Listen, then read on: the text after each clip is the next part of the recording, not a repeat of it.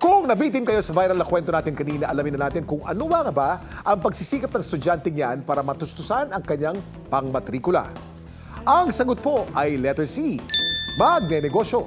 Kwento ni Yuan Aaron Villamil, maaga pa lang ay gising na siya para balutin ang panindang pastil.